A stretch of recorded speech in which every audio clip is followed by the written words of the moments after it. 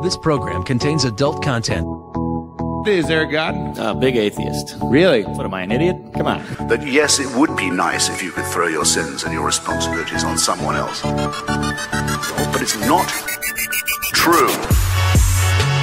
It looks like far-left lunacy. I don't believe that it's true that religion is moral or ethical. You don't need to follow anybody! It's not human intelligence! If someone doesn't value logical consistency, what logical argument are you going to give them that will demonstrate that they should? Welcome to the Godless Rebelution. Today is Friday, August 10th. This is episode 215. I am one of your co-hosts, Mr. Dan Ellis. The Infinite Ginger. The Infinite Ginger. It's getting more, all of my shit is getting more white all the time. A little bit. Lots of white. A little more salt in there. Yeah, there's a lot. I'm salty. Salt and cinnamon. Is that what they call you guys? Salt and cinnamon instead of salt and pepper? Yeah. A little salt and cinnamon. I don't know. Yeah, I've never heard anybody say that, but could be. Maybe they don't want to say it to me because I'm salt and cinnamon. What have you been doing last week? Not fucking breathing. Yeah. Oh, if I sound stuffy, it's because I am, because we have apparently missed the rapture and now live in hell because there are fires at fucking everywhere. The fucking hellscape. Dude, hundreds of thousands of acres are on fire or have burned in California. Yeah. Like the Mendocino Complex fire, I think is the largest fire in recorded history. Yeah, it's amazing. Yeah. Hundreds of thousands of acres. And that's just one fire in California. Oh, yeah. And there's also fires here. Yeah, and I think it's only like 50% contained last I checked, like yesterday or the day before. Mm. Yeah, the air is really shitty. Yeah, it is. What else have you been doing besides not breathing? Well, still on the fire thing a little bit, I just keep wondering when this prayer stuff is going to come to practical use. I don't know if there's any Mormons listening, but if you are, there are fires happening in our state. Can you forget about your car keys for a second and focus on that? Just take care of that one thing for us real quick. Yeah, if you could fix the fires, that'd be great. Okay. And if you could do it as soon as possible, right? That'd be terrific. Yeah. Because one of their big things when they talk to not Mormons is, have you read the book and prayed about it? Like prayer is this big integral part of their whole thing. It's what confirms it. So obviously, it's where the magic happens. Yeah. So obviously it works. So fucking use it. Fix our shit, man. Yeah. So last weekend was the Pride Festival in Ogden, and I feel like a giant fucking turd because I showed up like an hour and a half late. So it took me I woke up a little bit late, but then it took me a lot longer than I thought it was going to take to load all of the shit in the truck and meet everybody there in Ogden while they're just hanging out waiting for my dumbass to arrive with all of the stuff. But you're a salted cinnamon turd, though. Yeah. But, I went to the storage goddamn and got all of the stuff, dropped off a bunch of stuff, picked up new stuff, brought it here, cleaned a bunch of shit, got it all ready. Then the next day you had to load it all in the fucking truck and drive to Ogden for the Pride Festival. I'm making excuses. Basically, I was late and I'm a fucking turd, but you're fine. I was doing a lot of other shit too, and but so driving. Were people mad at you or what? No, they were all fine. I feel like a gigantic turd because they were all just standing around waiting for me. Oh, okay. Because they all met at the park expecting me to be there at a certain time. Okay. And I was an hour and a half late.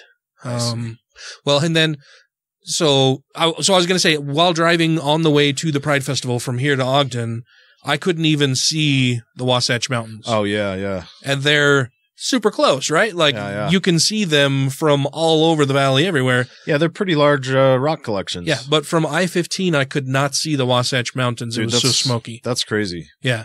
Yeah, the air was really fucking terrible. And, it smells like fire everywhere. Yeah.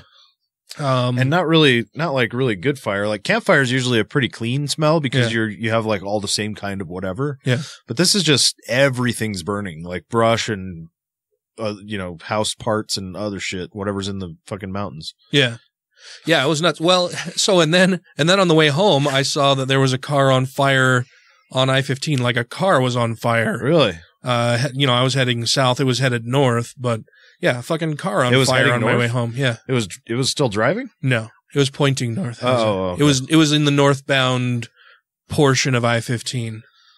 But Pride was good. I talked to the director of an organization down in your neck of the woods. I can't now. I feel like a dick because I was going to bring her name down here with me and I forgot. It's Bobby Mormon. Oh yeah, I know Bobby.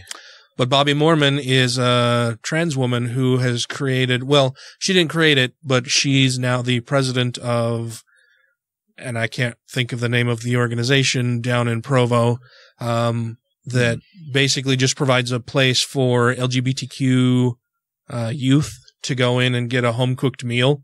Oh. And somebody to listen to them tell their story, sympathize with them for a little bit, basically just be there as a supportive resource for them. It's a 501c3 organization.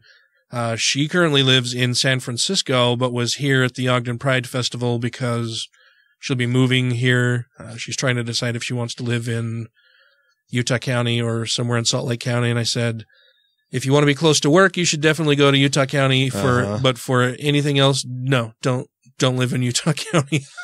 Yeah. But I want to try to get her booked on the show sometime soon as well, because she, like I say, she's currently still living in San Francisco, but plans to move here.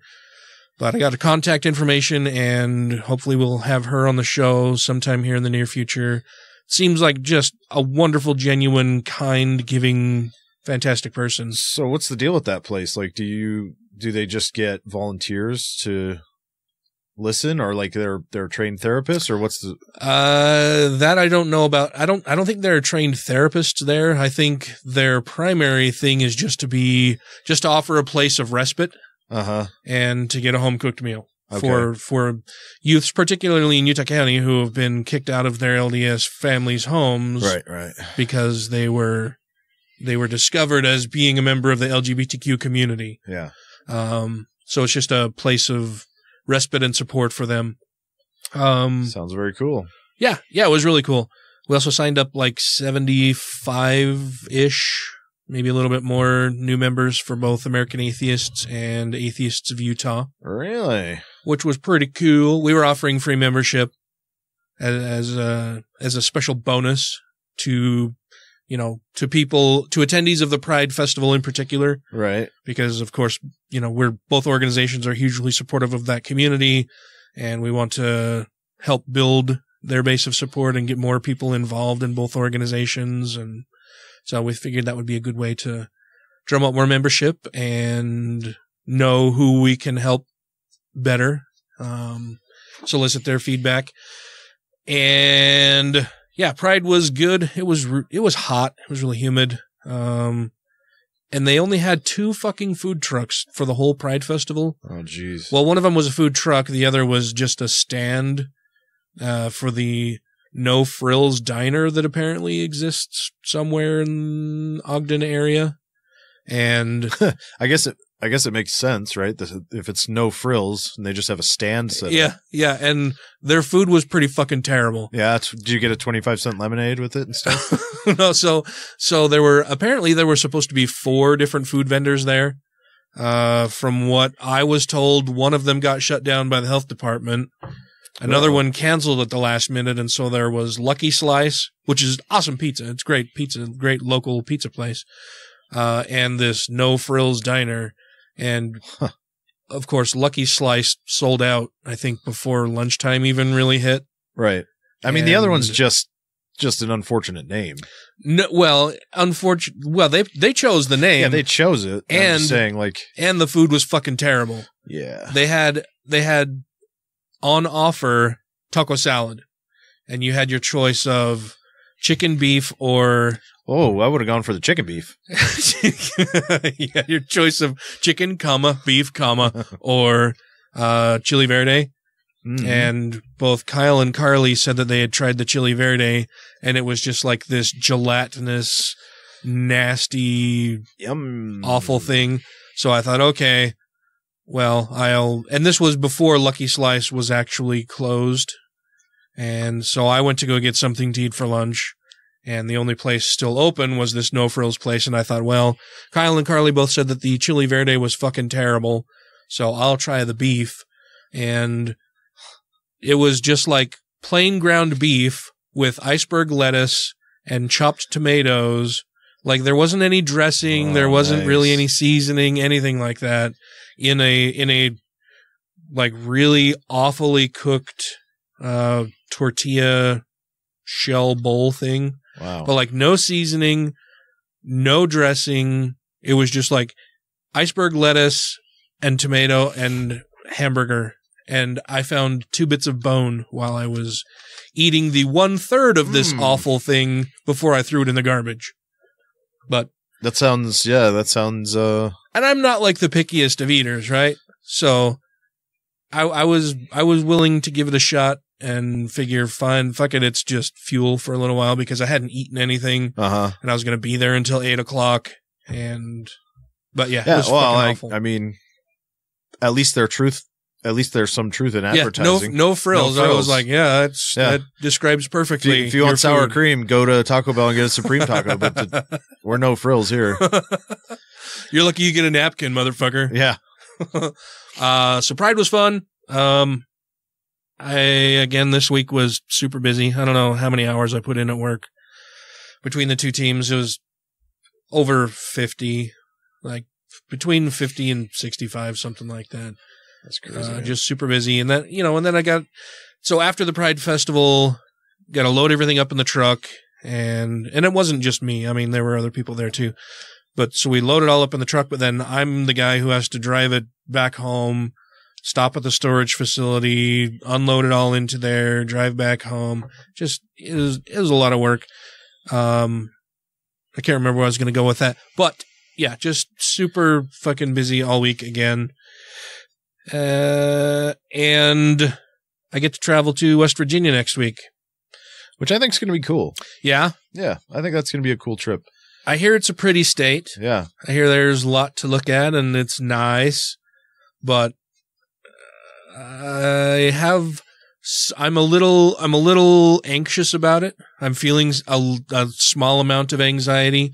Okay, more than a small amount, a medium amount of anxiety about it, because I haven't met any of my new team members. So I'll be flying out there to meet all of them. And I know that at least 2 of them are not just moderately religious, but religious enough to have religious taglines in their fucking email at work. That could be like, that could just be like virtue signaling, It could be, but still that would be a virtue that they want to signal. Well, I mean, most people, yeah, exactly. Well, most people who haven't really put thought into it just think, oh, this will make me look like a good person. Yeah. Yeah, possibly, I guess. But like my supervisor, my boss has a religious quote in his tagline. Yeah. And today it was yesterday. There were emails going around because our administrative assistant is now a permanent member of the team. She had been detailed to our team for like 2 years, and now she's been made a regular, actual full-time position on our team. And there were at least 2 people who responded with, thank God you're on our team now. We're so blessed. Right. And of course, both of those people also have religious nonsense in their taglines and their email signature. And I thought, well, maybe I should do that. And I think I've talked about it before.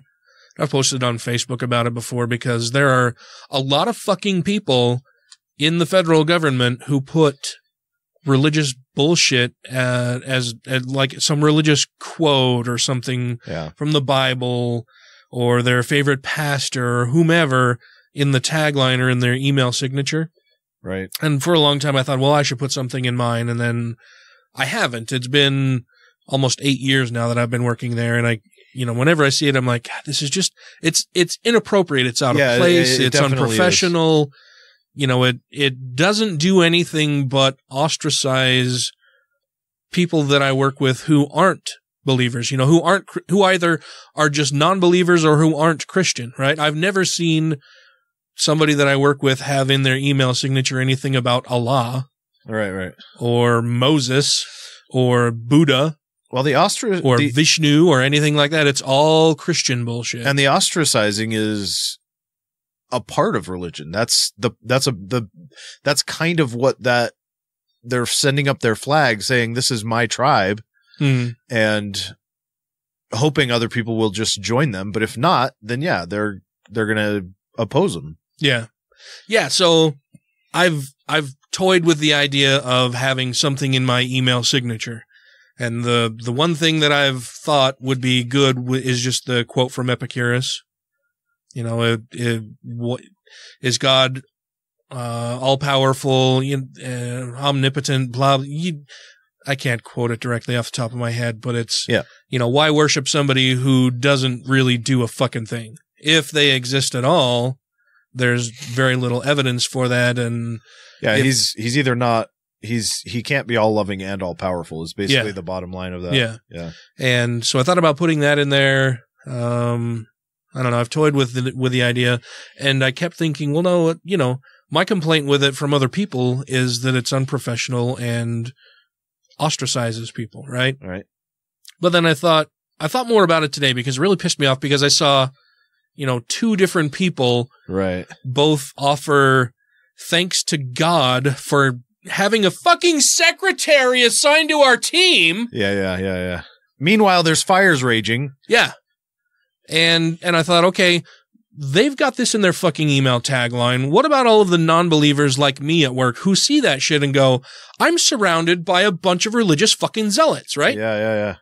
And then I thought, well, maybe I should put something in my tagline just for people who would see my email and go, oh, good, I'm not the only non-believer here, or I'm not the only non-Christian here. Right. I don't know what I wanted to kind of throw it out there to our audience too and see what their thoughts are. Yeah. You guys let me know. What do you think? Should I put something in my email signature? You know, I'm not afraid to do it because I'm super fucking easy to Google and see what my stance is on stuff. You know, if you Google Dan Ellis, I think you see me and a professional hockey player.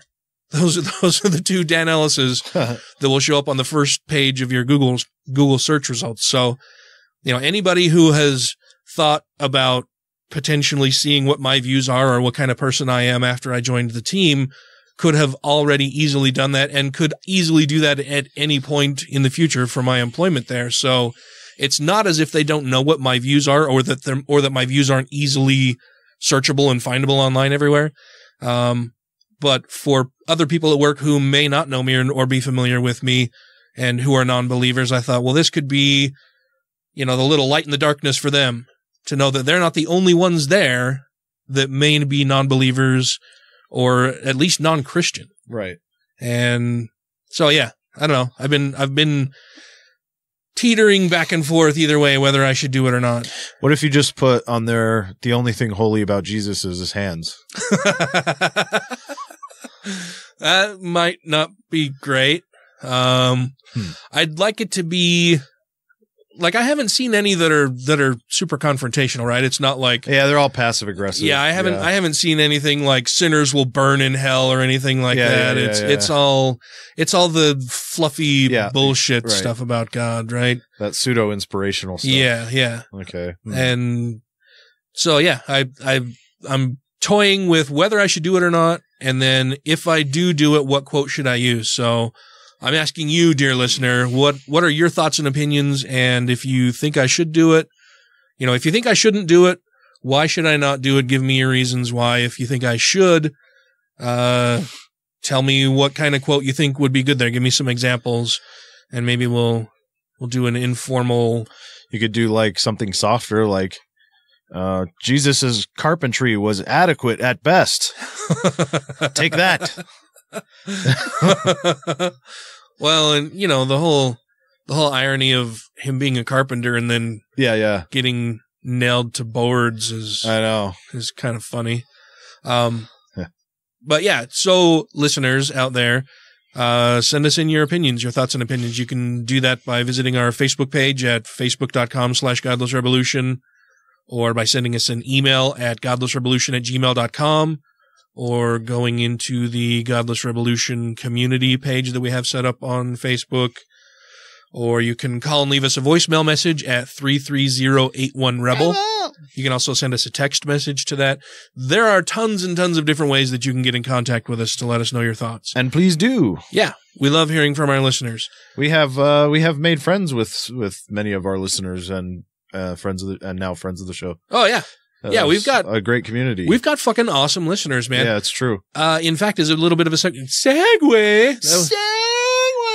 You totally sent me up there. I have a Facebook friend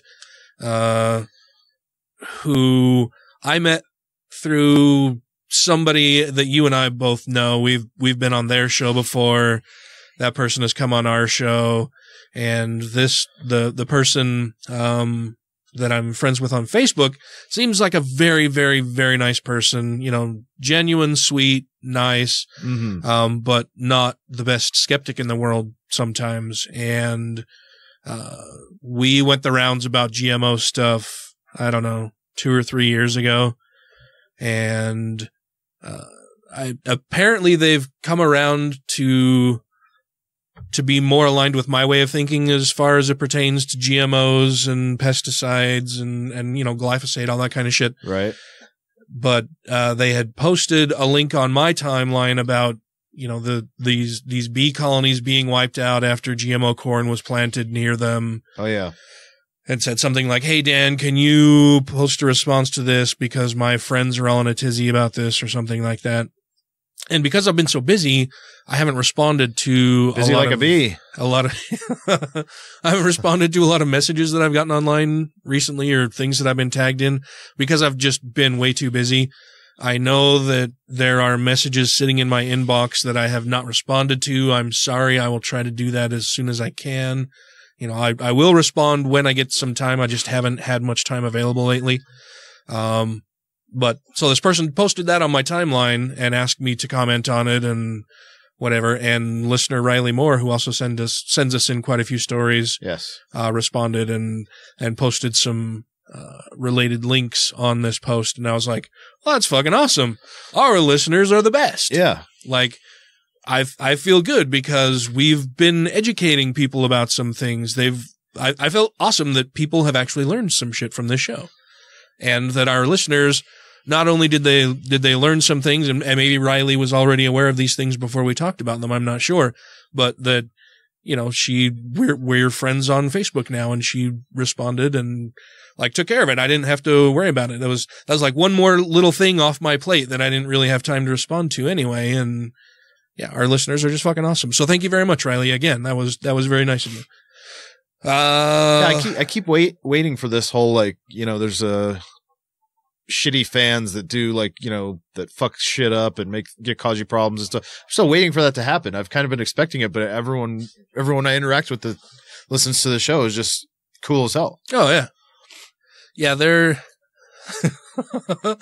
oh, well, this person probably doesn't listen to the show, but I've been trolling somebody on my own timeline. Anytime I talk about politics, there's always the people who who are like, they think they're politically libertarianism. Oh yeah, they always jump in. Yeah, they think they're politically savvy because they've come to what they believe is a realization or epiphany that both parties are the same. You know, they may not be exactly the same, but they're both just as bad, is a line that I've heard tossed around recently. Yes. And it's like, you can't, sure, that, you know, that appeals to the masses. You can say, well, both parties are equally bad. And whether you're on the right or the left, you're going to have people from both sides agreeing with you. Oh yeah, that's absolutely true. Yeah. People who don't know fuck all about politics. Yeah. And people who do know shit about politics and have been studying it for a very long time and are very interested and very invested, like myself and many of our listeners, read comments like that and they're like, you're just dumb. Like, maybe you're not dumb, but you're ignorant of so much history and nuance behind all of the things that are being discussed in this thread, and you just come stomping in with your, you know, all parties are the same or they're both equally as bad bullshit nonsense. and you look like a fucking moron. Yeah, it's a sledgehammer approach when you need a scalpel. Yeah. Yeah, you just look like an ignorant fucking buffoon. When I see that, I hear thinking about all of this stuff is very difficult, so I'm going to give up. Yeah. Well, I don't have to think about it a whole lot if I just figure they're both the same and I don't have to worry about it. Yeah, exactly. I'm not going to do anything for either party because I'm just tired of thinking about it, and I don't really know what the answer is. Yeah, and I'm usually very, very open and questioning when people post that stuff initially, because I want to try to figure out what they believe and why, and you know what their particular views are. But as soon as I realize, oh, this person's either just completely ignorant and, you know, is seeking an audience, or they're just an asshole, well, then I don't want to waste any more of my very limited time that I have available arguing with somebody who's just a fucking ignorant turd about this stuff. You know, Tracy reminds me constantly that I'm not the jackass whisperer. I don't have to waste my time arguing with people who are too ignorant or too dumb or too stubborn to have an honest and open conversation about this shit. And so I usually reach a point where instead of responding, I just respond to stuff. Yeah. And then that just delights me because it's a very quick little, you know, I click the thing and I select the smiley face and I'm done. I don't have to go into a long drawn out argumentation back and forth, posting a comment and reading their replies and putting a lot of thought into it and everything, because it's not worth my time. Right. I can tell when somebody is, the term Anthony Magnabosco and others in the street epistemology movement uses doxastically closed. You know, they're not open to receiving new information. They're only trying to proselytize. They're just seeking an audience. They just want to get their views out there. And if that's the case, then it's not worth my fucking time to even talk to them. Yeah. And so I just respond. And this person, I could tell it was really fucking bothering them because they mentioned in like 3 or 4 comments, oh, you're just going to laugh about this. Oh, you think this is funny? You think this is joking? In my mind, that's probably why when we were watching the news earlier, when that guy came on, I was like, he sounds like Joe Pesci, because I've had Joe Pesci on the mind because this person, some of their rants that they were going on, it was like, oh, you think I'm a clown? Is this, you think I'm funny? Am I a joke to you? Am I here to fucking entertain you? But yeah. So I've been trolling on my own timeline. And if you don't, like, I know there are a lot of people who think they know politics because they've come to this epiphany that, well, every politician is crooked and bad and both sides are just equally culpable and just as wrong and bad as the other side. Well, you're just fucking wrong. Yep. You're wrong. And you can be less wrong if you actually take the time to educate yourself about all of the positions and the nuances in between all of those, and understand the concept itself of fucking basic politics. And this is another area where it's so much like religion too, where they have the idea that it's all subjective, right? That oh, well, that's just what you think about it, or this is just what I believe about it. You know, it's not like you can't say that one side is objectively right, that kind of thing. Yeah, we fucking can. Yeah. Yeah, I mean, because, well, especially when you can say these are the types of goals that we have set for ourselves. Exactly. These are the things that we want to achieve. Well, I mean, just even in terms of human ethics and morals, the Republicans fail hard. Yeah. Yeah. The Democrats could do better, but they do much better than the Republicans in terms of ethics and moral. Yeah. And human well-being and all that stuff. Oh, yeah, for sure. But I'm tired of having conversations with people who are just going to start calling other people names, who are just going to start spouting shit that they don't really have any fucking idea what they're talking about. And once I come to the realization that, oh, this person doesn't fucking know what they're talking about, which is fine. You know, if you don't know something, that's fine. It's also fine to be wrong about something. Right. But if you don't know, or you're wrong about something, maybe you should just shut the fuck up. Maybe you should shut the fuck up. Maybe you should take some time to go out and educate yourself to learn more about the particular topic you're showing your ass on to everybody else, that it's painfully obvious you don't really know what the fuck you're talking about. You're just running your goddamn mouth. Yeah, and it's tricky too, because when you get somebody that's that bad, like they they don't know what they don't know, right? So they can't see how stupid they look. So there's not a big motivation for them to go get better because they don't realize how stupid they look. Yeah. Yeah. Well, and I've tried, like I've mentioned it a couple times on the show, that I've tried to be more diplomatic in my approach to a lot of people, more Socratic in my approach to a lot of people in conversations, where if they say something where, you know, it could be taken a number of ways, I ask them questions to make sure that I know what their intent was, what they were trying to convey in whatever comment they made, Right. what they actually meant when they typed that, instead of jumping to conclusions that may be incorrect or making assumptions. I want to make sure that I understand what they're talking about first. Like, is English your first language, you fucking cunt? So I want to make sure that I know what they're talking about. And then I also want to make sure that, that they understand that there are other ways of looking at the issue. So you can do that just through some probing questions. You know, if you don't understand exactly what somebody was asking, I like to ask questions so I can make sure that I know what they're talking about, so that I'm not wasting either of our time, right? Like, so that if I choose to respond to it, I know exactly what they meant when they said it, and then I can form my response addressing what they actually meant versus a different way that I could have taken a meaning, or, you know, a different meaning that I could have applied to whatever they typed. Right. And then I'm just wasting both of our times because I'm typing out something that isn't even addressing what they actually meant. And then they've got to provide further clarification. And so asking questions first is a great way to try to save yourself some time down the road. Right. And that's the approach that I've been trying to take. Sometimes I fail, but I'm getting better at it all the time, I think. Which brings me to the last bit of stuff in our intro, for me at least. On August 21st, I will be appearing on Sean McCraney's show. It's here. Apparently it's a local Christian church that I believe this guy heads. He had sent an email to Atheists of Utah to our board address, and just said that his email says, looking to have an informed, educated, opinionated atheist who despises or has very harsh feelings toward Christianity to be on the show and talk with me in a non-confrontational, respectful way. Please give me a call or email me. His name is Sean McCraney, and it lists his phone number. I've never heard of this guy before. Yeah. And so I'm like, talk with you on the show? What fucking show are you talking about? But I right away responded and offered myself as tribute. Said I'd be happy to be a guest on the show, and let him know that I'm one of the co-hosts of the Godless Rebelution podcasts, what date, time, and location. And then I responded again and said, I forgot to mention that I have served as president, vice president, and secretary for Atheists of Utah, and I'm the state director in Utah for American Atheists. And I'm the co-host, or, you know, I already mentioned that I'm co-host of the Godless Rebelution podcast. He said, awesome. I really appreciate that. I'll get back with you with the date and time, location. Thank you so much.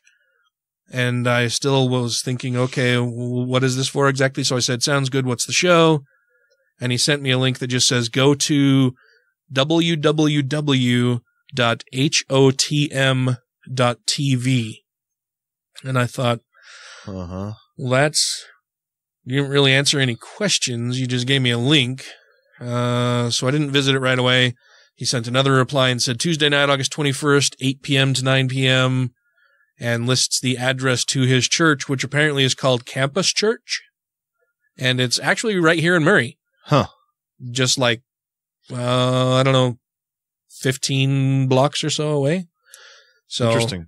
I will be heading over there to do that. Posted about it in the Godless Rebelution community. Those of you who are listening who are not part of the Godless Rebelution on community on Facebook, it's easy to find. You can just type in Godless Rebelution community, or there's a link from our Facebook page where you can go and request to join. And I posted in there, and apparently a few of our listeners are aware of this guy and know who he is. Huh. I'm still not at all familiar with him. I did try to watch one of his videos. It was just like the most recent one that he has posted on his website. And he was talking about Jesus has had the full and total and ultimate victory, and a lot of people just aren't aware of it. Wait, what? Yeah. Yeah, what does that mean? When Jesus died and was resurrected, he achieved full and complete victory. I don't know what the fuck he's talking about. And then he started talking, he pulled up a bunch of different biblical passages, and it sounds like he's just created his own church interpreting the Bible however the fuck he wants. Right. And so like they all do. That should be interesting. I'm going to be very Socratic with him on stage also. What I currently believe about the show is that it's broadcast live and later put out on YouTube as a link. One of our listeners and a friend of mine for years now, actually commented on my post in the community and said that he was wondering if it will be available as like a bonus episode of the Godless Rebelution or anything. And I thought, oh shit, I hadn't actually thought about that. Right. So I just sent an email to Sean McCraney from, what is it? Apparently his show is called Heart of the Matter through Campus Church. I don't know all the links, and I don't know if his church is called Heart of the Matter, if that's just a show. He's got like Heart of the Matter 2.0 and 1.0, and I don't know. It looked like he had a bunch of different shows out there. Either he's revamped his position on a bunch of things or just decided to change the way he does the show, or I don't know. I don't know what the fuck. Like I said, I've only had time to watch a portion of one video, and it seemed silly to me. I mean, he seemed like a nice enough guy, but it's just like he's making up the God that he wants to believe in, that fits his own personal narrative. Yeah, sure. Yeah. Which is what everybody does. But everybody does. Yeah. But not everybody starts their own church about it. So no, I suppose that's true, but. So I will let you all know if and when that is available, or we'll just release it on here. If I find out more information about it or where you can tune in live, I'll be posting that online and in the Godless Rebelution community and out on Twitter and everything. Oh yeah, you can also tweet to us. I've been getting a little bit more involved with the tweeters lately, but not. I just haven't had. I don't have fucking time to do all this. Yeah. Like with the fucking Instagram, and the Facebook, and the Twitter, and our where our show is fucking posted and hosted everywhere. And that was the other thing too. I told you while we were just down here chatting that I had to rebuild my PC. Oh yeah, where I do all the editing and shit upstairs, and apparently with the latest episode or latest release of Windows 10, they did away with the Movie Maker thing that I was using to create the videos that we were posting out on YouTube. And so, thankfully, Podbean just has this feature where I can just link our YouTube account, and I just post our episode to Podbean, and then it automatically creates the video and posts it out to YouTube for us. Well, there you go. So, those of you who are listening to this on YouTube or the previous episode on YouTube will notice that the graphics are different and the sound quality isn't quite as great because I don't have control over that. Uh-huh. And also that may mean that we need to change how we do things because I put songs in the show. Oh, yeah. And then YouTube always flags them as so-and-so has filed a copyright notice or whatever. Copyright violation or you using their content, blah, blah. So we haven't gotten in trouble for it. It's just like they're going to be collecting ad revenue. It's like, well, we don't make shit on YouTube for these anyway. So. No, we have like 6 views. so fine. Yeah, great. They can have, the 8 cents that we're going to earn on this particular video. That'd be fine. I don't give a shit. But if it becomes a problem, then I may have to change and not have a song at the end of the show or something. I don't know. We'll have to see how that goes. But yeah, so that's something to look forward to. I'll be on Sean McCraney's show. Ryan is out this week again. He sent us a cryptic message about not being here for this week or the 24th, but that he'll be here next week and that he may have some news to announce. Yeah. And that's all I know. That's all I know. So we're in the dark as much as y'all, and I just responded and said, okay, well, I hope everything is going good and whatever you're hoping to announce that is exciting pans out, because that'd be great, I guess. He's going to marry his dog, isn't he? Probably. He loves that damn thing. Yeah. Well, so does Sarah. And I actually got to meet Oz. Sarah brought Oz to the Ogden Pride Festival. It was the first time I met him. Oh, Ozfest. Nice. Yeah. Yeah. He's a good boy. Yeah. He's all over the place. He's got a lot of energy. But yeah, so I finally got to meet Oz. Excellent. That's it for me. Let's talk about some other shit. Or did you have anything else? Just that I'll be in Minnesota for the next couple of weeks, but. Oh, yeah. Sorry. No, that's okay. I didn't think about it till just now. So you'll be in Minnesota, Small Coke, land of the Small Cokes. Small Cokes? Yeah, Minnesotas. What's I get it now. What are you going to be in Minnesotis? Oh, my parents are in trouble.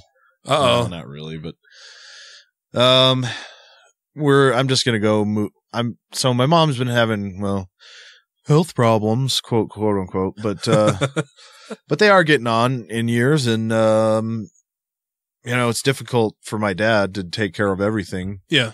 And be so far away from, really any help. I mean, it's a small town in the northwest corner of the state.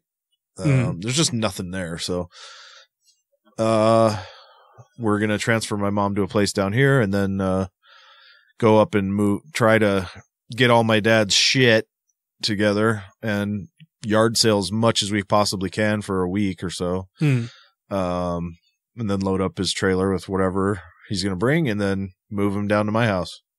So are you flying out there and driving back? Yeah. It's how long is the drive? I've done it in 26 hours before, straight through, but with the trailer and everything, it's probably we're going to spend 3 days. Damn. Do you plan on trying to drive straight through, or are you No. We're taking 3. We're going to do 400 miles at a time kind of thing. Yeah. Just smaller chunks. Yeah. That's good. Yeah. That's a lot of driving, man. Oh, yeah. Well, I hope your parents appreciate it, because you could just say, sorry, I'm living in Utah now. And yeah, you decided to leave the state. Yeah. I mean, yeah. It's not my fault you fucking live in Minnesota. I know. You got old. Right. But yeah, and maybe it's just that you and Ryan fucking hate each other, because like Ryan was on for a couple episodes when you weren't. I can't think of the last time all three of us were in the studio. It's been like a month. It would be at least. It would be easy to believe that Ryan hates me, because most people do. But Ryan's hard to hate. Yeah, he's a likable dude. Yeah. No, I don't hate Ryan, of course. Well, because we're just missing. Yeah. Because it was just me and you last week. It's just me and you this week. And the next week he'll be here, but I'll be gone. Yeah, next week it'll be me and Ryan. The week after that it'll be only me and you. And then maybe the week after that it'll be all three of us. I don't know. We'll have to see how it shakes out. I may not be back on that other week. Let's see. Well, you're going to be gone next week and the following week. Right. Said, right? Yeah. Yeah, I should probably, yeah. You'll probably be back for that one, yeah. Okay. You'll be back for the I think so. First show in September, I believe. Yeah. Okay. Yeah. Okay. All right. Well, we've got some fun stories lined up. Yay. This is Callie. Just remember, love is love. Support your local lesbians. You're listening to the Godless Rebelution. Are you working on your homework, honey? I'm drawing dinosaur extinction. Is your child coming home from school with confused ideas about life and God? Do you worry about your kids all day? Will they have enough to eat? Are they making good Christian friends? What lies are they being taught in science class? That's why you should send your kids to school with Cheez-Its Christ, the only snack that fills them up and absolves their sins. In a country where secular propaganda has infiltrated the education system, Cheez-Its Christ is the one true midday communion snack that belongs in your child's lunchbox. It's low in fat and high in faith, unlike those mainstream heathen snacks. A slow-release, neuro-numbing chemical baked into the cheddar cheese flavoring targets the logic center of your child's cerebrum, ensuring that they'll come home with an open heart and a closed mind. Now with Cheez-Its Christ, I know that Jesus is touching my son from the inside out. What are you working on for school today, honey? Homework. Cheez-Its Christ. Savior the flavor. Rejoining the Godless Rebelution podcast now. A friend, Jack Maturko, wrote a cool piece out on his blog on Pathos. Good old Jack, huh? The fur infernal use only. For infernal use only is Jack's blog out on Pathos. Talking about Baphomet is more American than the Ten Commandments. What? How so? I thought this was pretty great, actually. His story starts, and I'm just going to read the whole thing because it's awesome. I hope Jack doesn't mind because I really like it, and I think everybody should hear about it. It says, as you've heard by now, next week, the Satanic Temple, TST, will be hosting a rally in Little Rock, Arkansas that will be featuring an appearance by the organization's statue of Baphomet. The event is planned to be an interfaith affair featuring speakers from several different religions, not in support of TST's legal fight to try and get the statue placed on the Arkansas Capitol grounds, but as TST co-founder Lucian Greaves puts it, this isn't a rally of secularists versus people of faith, Satanists versus Christians, or outsiders versus Arkansas. I thought I was going to say Arkansans. What is the plural? Are they Arkansasians? Arkansasians? Arkansans? I have no idea. Huh. Maybe one of our listeners knows and can clue me in. Anyway, it continues and says, this is a rally for all people who hold sacred the founding constitutional principles of religious freedom and free expression that have fallen under assault by irresponsible politicians like Senator Rapert. We welcome people of all backgrounds and religious beliefs to stand with us. Jack says that Rapert, for his part, stuck to his talking points, telling Christian outlet Charisma News that, quote, the majority of the people living in Arkansas support the display of the Ten Commandments monument on our state capitol grounds to honor the historical and moral foundation of law that the Mosaic Code represents. Jack says that opens the door to talk about symbolism. Most of my, and for that matter all media's coverage of the battle for Arkansas lawn ornaments, have focused on the legal principles at play, whether religious monuments have a place in the public square at all, and if they do, then on what grounds could any such monument be denied a place in an open forum? Right. But over the course of the Dominionism series I've been republishing these last few weeks, one thing has become apparent. Many proponents of Christian religious monuments, like the Ten Commandments, genuinely believe that all monuments are somewhat religious in nature and part of some spiritual battle for the soul of America. That being the case, it's high time we actually take an artistic and symbolic look at the Baphomet and what it represents. Instead of focusing on the letter and spirit of the law, let's think about the spirit of what America is for a minute and ask, why not Baphomet? Many of the components of the Baphomet, as conceived by Elias Levi in 1856, are shared with another particularly prominent symbolic representation of the time. The highest point of the statue is a flame symbolizing enlightenment, the torch of knowledge lighting the world and dispelling the shadows of ignorance. The figure's right arm is held aloft while the left is held low, symbolizing perhaps the duality between the independence that comes with such enlightenment and the society we create together under a rule of law that ensures the least restrictive means to protect freedoms without infringing on those of others. At this point, you've probably caught on that I'm trying to point out that some thematic similarities to the Statue of Liberty, which began construction in 1875, scarcely 20 years after Levi's Baphomet popularized the character. The comparison, especially considering the timing of their creations, is not so silly. Art is a visual and interpretive medium, and at times like this, I'm struck by those similarities.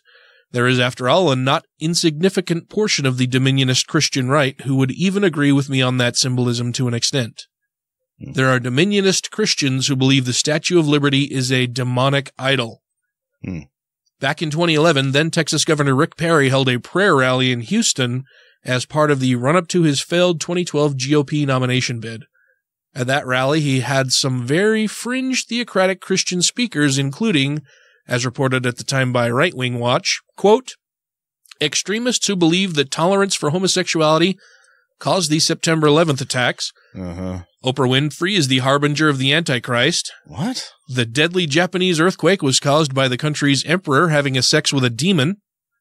Not having a sex with a demon, but having sex with a demon. Well, but so...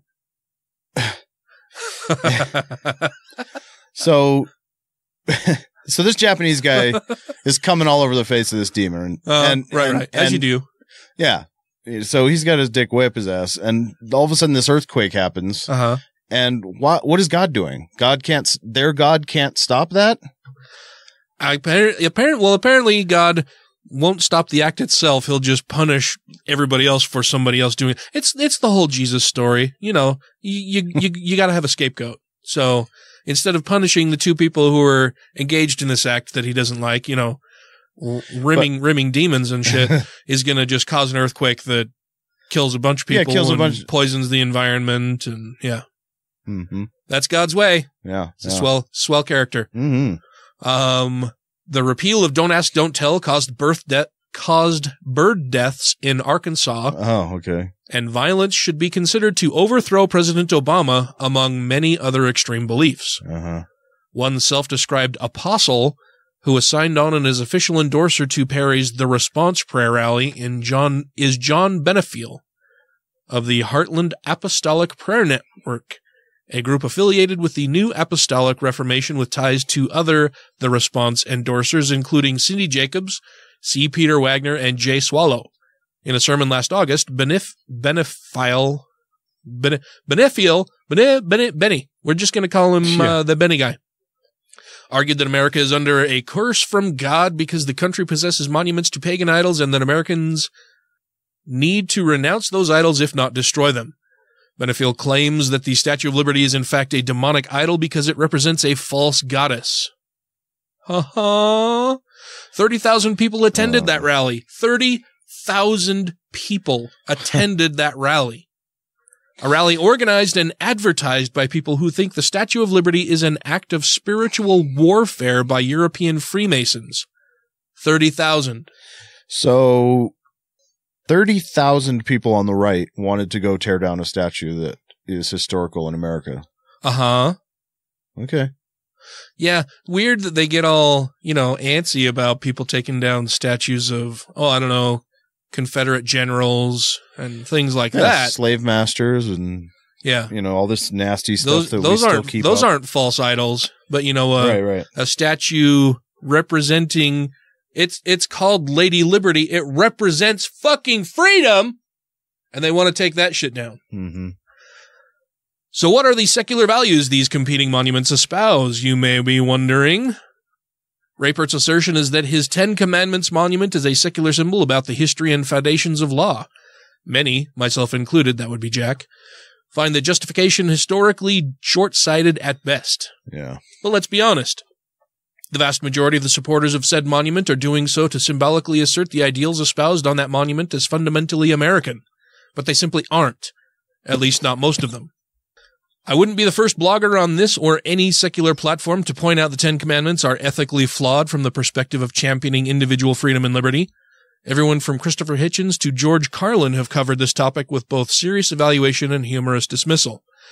And he's input a link to Christopher Hitchens' Vanity Fair piece talking about the Ten Commandments. And I actually pulled audio from both this and above this, he's got a link to that Benny guy's talk that I pulled some audio from that also that we'll be playing as in between segments of this show. All right. Baphomet, on the other hand, is a representation of the unification of opposites, a symbol of disparate notions unified as one.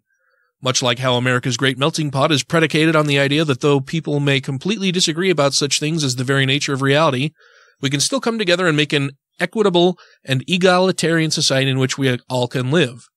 E pluribus unum. Meanwhile, the artistic features of the Baphomet, when compared to other great works of the time, like the Statue of Liberty, evoke the Enlightenment principles on which this country was actually founded.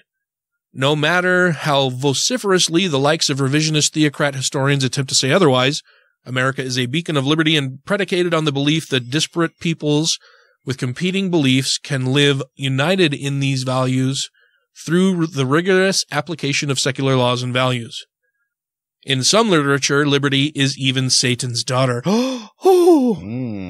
As another satanic blogger, the Satanic Scholar, once very eloquently pointed out, these symbols of Lucifer and liberty are not entirely unrelated in 19th century literature. Quote, in Victor Hugo's La Fin de Satan, The End of Satan, 1854-62 and 1886, a feather from the archangel Lucifer's wing falls from heaven down to our world and becomes liberty, Lucifer's angelic daughter. A more positive offspring than sin, the daughter born Athena-like from Satan's head in Paradise Lost. Most significantly, Hugo's Luciferian angel Liberty descends to earth at the time of the fall of the Bastille in 1789, which launched the epochal French Revolution and ushered in the modern world, thus illustrating just how intertwined Romantic Satanism was with the revolutionary politics of the time.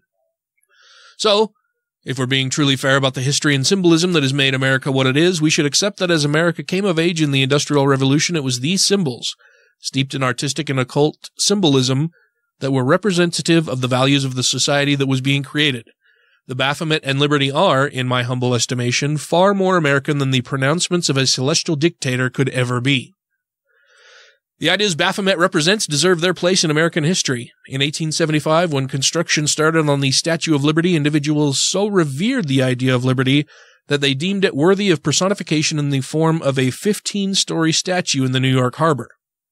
The world gave it its own island to stand on.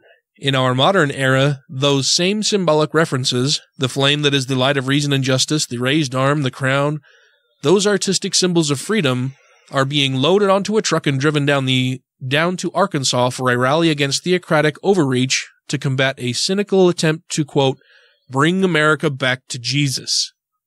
So next week when TST has their rally and Baphomet is rolled out into the public eye, remember that what it symbolizes is not just some mere tool to combat Rapert's theocratic cynicism. The values and meaning enshrined in the Baphomet rightfully deserve their place as a part of what makes America America, at least as much, if not far more, than a list of 10 things that make one religion's petty god mad. I thought that was wonderful. It is, yeah. That was a really good piece. Thanks for writing that, Jack. That was awesome. Triple thanks. I like it very much. Guess what Christians are doing in response to Baphomet coming to Arkansas? Are they freaking out? Well, sure. Yeah, but what are they actually going to do? What actions are they taking? Take a guess. I'll bet you don't know. Well, they're not as big protesters as the left. Yeah. Thoughts and prayers. Ooh, close. Prayers alone. There's not much thought involved here. Well, let's see if it works. This comes to us from writer Jesselyn Justice on Charisma News. I wonder if that's maybe a Christian site. Maybe. Says that Christians launch prayerful counterattack against satanic idol display. The Satanic Temple plans next week to unveil the demonic Baphomet statue during a rally at the Arkansas State Capitol to counter the Ten Commandments monument. The rally's planned for blah, blah, blah. The Baphomet statue has the head of a goat with a 5-point star on the body of a human. The statue has wings and hooves for feet. Ultraculture identifies the idol as a, quote, profoundly influential occult icon, end quote. However, Christian groups have planned a prayerful counter-protest during the satanic demonstration. Quote, for the first time in American history, with this brazen display of this Baphomet statue, August 16 will be a day of public acceptance of the devil on American soil. What? So says Jack Burnham of the American Society for the Defense of Tradition, Family, and Property, or TFP.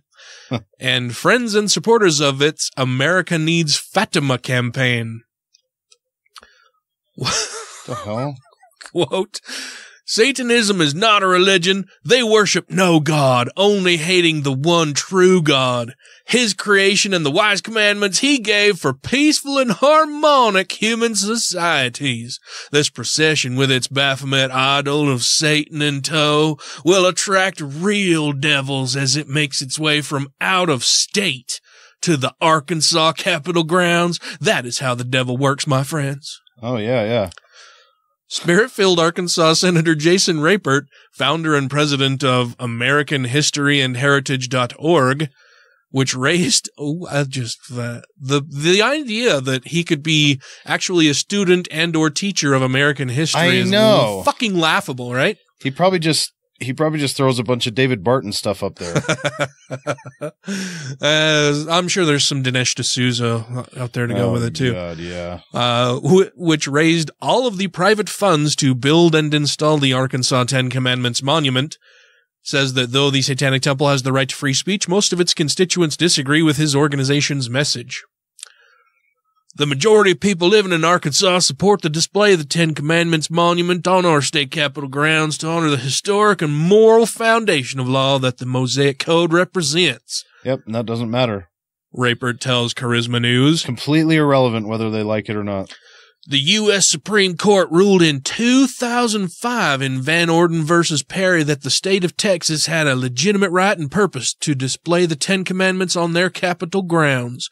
I have also personally visited the Ten Commandments monument on the grounds surrounding the state capitals of Arizona and Colorado, and just recently visited the U.S. Supreme Court building in Washington, D.C. Boy, howdy! Where the Ten Commandments are engraved into the doors leading into the court chamber itself, Rapert continues.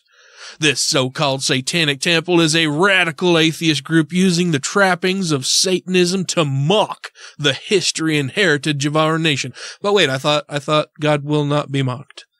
Right. They have a right to speak out just like any other group in our nation in accordance with the law, but the vast majority of people in our state and across the country reject their extremism and their ideas, and that is our right. Their brief visit and demonstration are offensive to the values of the people of Arkansas, but we will be here, and the Ten Commandments monument will still be standing on our capitol grounds when they are gone, Rapert says. We'll just have to see about that. Yeah.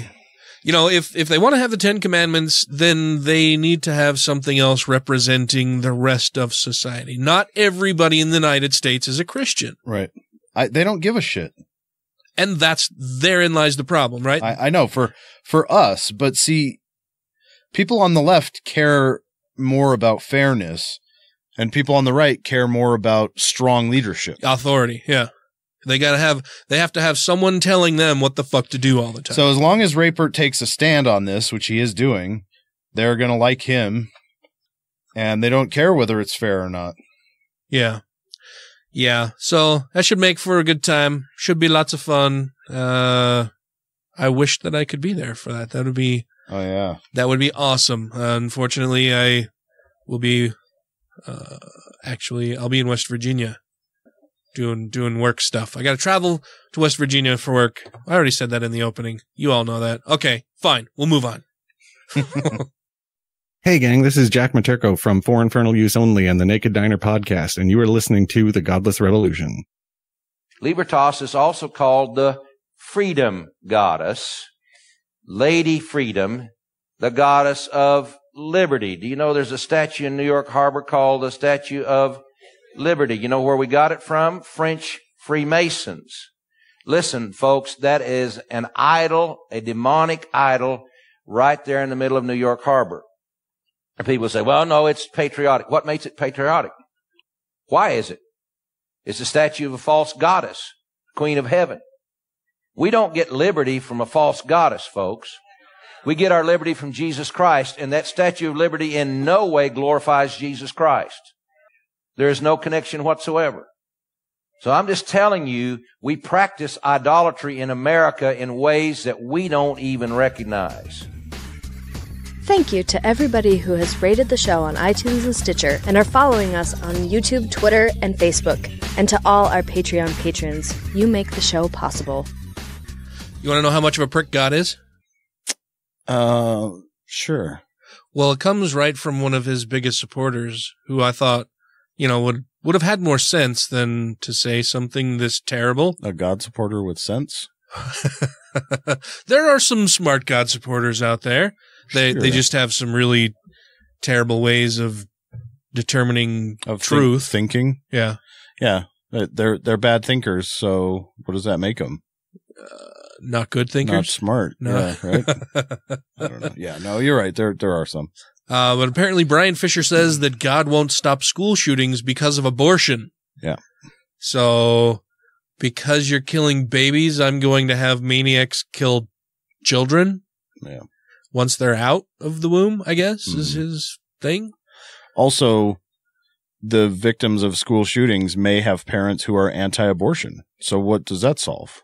Oh yeah, how many of the students who have been killed have parents, or even the students were anti-abortion? Yeah. Or anti-choice. Right. This comes to us from Right Wing Watch. It says that the American Family Association's Brian Fisher kicked off his Focal Point radio program yesterday with a Bible reading that he claims explains why God refuses to prevent school shootings in America. Reading from the book of Isaiah, Fisher insisted that God is entirely capable of preventing such deadly attacks and of hearing the prayers of those who ask him to do so, but that he can't or won't stop mass shootings because, quote, his view is blocked due to the nation's tolerance of abortion. What? And then it goes on to list some quotes from him, and rather than read those, I'm just going to play the video. So that means God is limited. Sure. Yeah. Well, they don't say that he's all powerful anymore now, because, that it was pointed out that you can't be all powerful. There's no such thing. Yeah. Now he's maxi powerful. He's as powerful as he can be without breaking the rules of logic and physics. Right. So once atheists figured out during all these debates that, hey, this stuff is logically impossible, then they changed their God to fit the next best thing. Right. Mm-hmm. Yeah. That, he's just on constant retreat. They've got to keep moving that goalpost back and back and back. Let's hear what Brian Fisher has to say on the matter. If God doesn't show up, it's not because he can't. It's not because he doesn't have the power to intervene. His hand has not been shortened so that it cannot save, or his ear made dull that it cannot hear.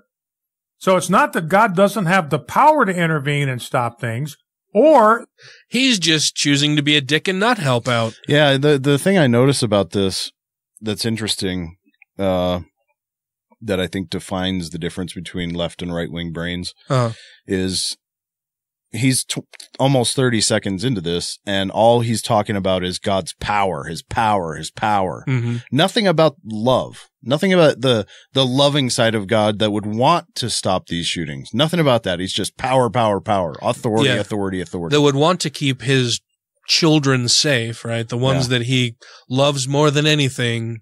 Yeah. Intervene and stop things, or that he's not hearing the prayer requests that we offer.